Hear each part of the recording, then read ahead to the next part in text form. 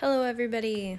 In this video I'm going to show you all how to make a really simple zine at home just using copy paper and whatever drawing materials you have. So if you have those things at home, this is a super easy project to make. This is something that we were going to do in class this year, but you can still do at home. So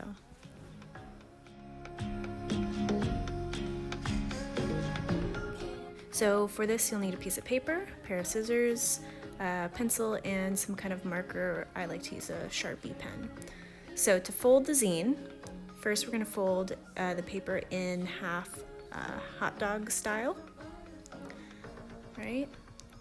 Then we're going to fold it in half again lengthwise,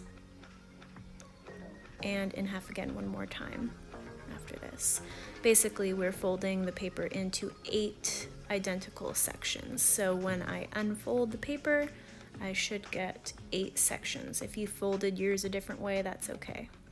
Now we're going to fold it hamburger style and use the scissors to cut along that middle crease. We're only cutting to that middle point though. You don't want to cut it all the way through, and make sure that you cut along the folded side, not the unfolded side. Okay, after you're done, then you can push those middle parts together and you should get like an X shape. Then you can fold the whole thing. And I like to use my finger to crease it really well so it stays, and then you get a tiny little book shape.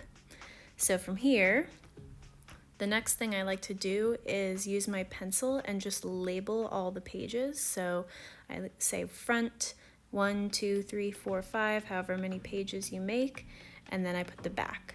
So then when I start making, I can actually unfold everything, and I know where the top of the page is and which page I'm working on. I think it's just easier to work on the paper when it's flat.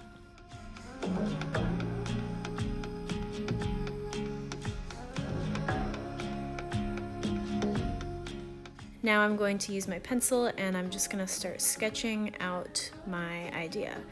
The great thing about zines is that the zine can be about anything that you want. Zines have a lot of different purposes. Some of them can be for an event, to get people to come to an event. It could be a little story. It can be pictures. It can have words. There's really no limits to what a zine can be. So I like to draw in my zines, but some people like to collage. So you could even cut out pictures from magazines or newspapers and glue them down, and that can also count.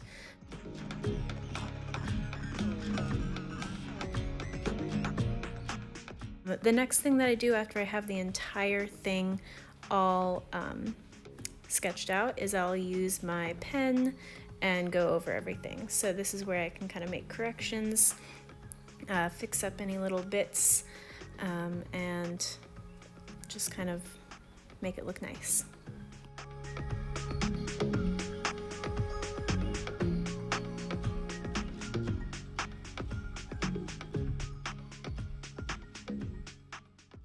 Okay, so after I finish doing kind of the outline of all my drawings, the next thing that I like to do is take a fatter Sharpie, and I'm going to add a little bit more contrast to my drawing. This just helps certain elements kind of stick out. You could do this with colors if you wanted to color the entire thing. I'm using kind of the more traditional method and just doing black and white. But because you may or may not be making copies of this, you can really do whatever you want.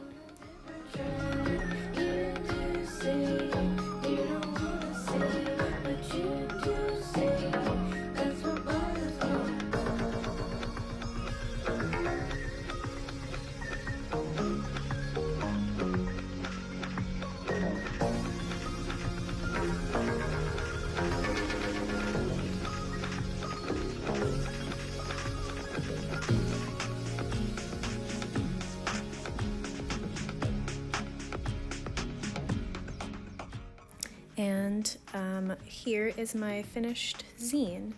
So I decided to make mine about my quarantine routine, which involves a lot of not getting dressed fully and going outside and spending time with my cat and watching movies. So I hope you guys come up with some good ideas, maybe make a little zine of your own. It's a lot of fun.